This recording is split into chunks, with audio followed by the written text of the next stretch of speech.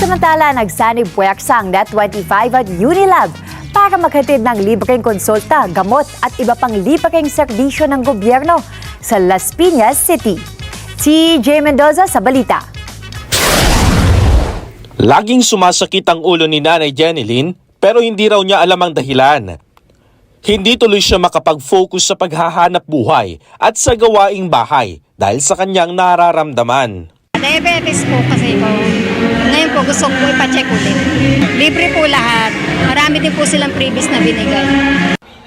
Kaya naman si Nanay Jenilyn, laking pasalamat ito sa Net25 at sa Unilab dahil may medical mission at libreng serbisyo ng gobyerno na inilapit na sa kanilang lugar.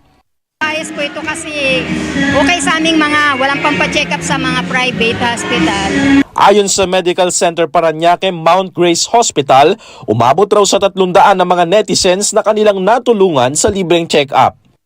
We are here today with Unilab and also Net25 as a hospital partner to provide several tests like blood sugar and also vital signs.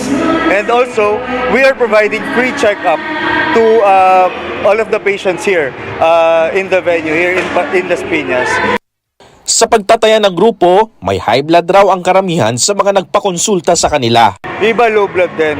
Di ba flu-like symptoms? Because right now, summer, sobrang uso yan, mga natutuyan ng pawis, mga yung iba hindi nakapagpagamot. Ang ilan naman ay nandito rin para pumila sa ilang mga government services, kagaya ng Pag-ibig, kung saan pwedeng kumuha rito mga gustong maging miyembro ng kani-kanilang Pag-ibig number. Pwede rin ang pag-verify ng mga records o updating at pwede rin sa mga loan applications. Ang ilan naman ay pwedeng pumila rin para mag-asikaso ng kani-kanilang birth certificate. Dito yan sa PSA booth, basta magdala lamang ng mga requirements na makikita rin sa PSA website. Ang mga gustong kumuha naman ng SSS ID at number ay pwede rin pumila sa kanilang booth para less hassle sa pagpunta sa kanilang opisina.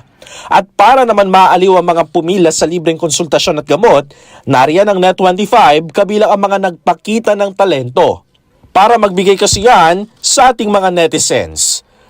TJ Mendoza para sa Mata ng Agila. Matatag, matapang, matapat.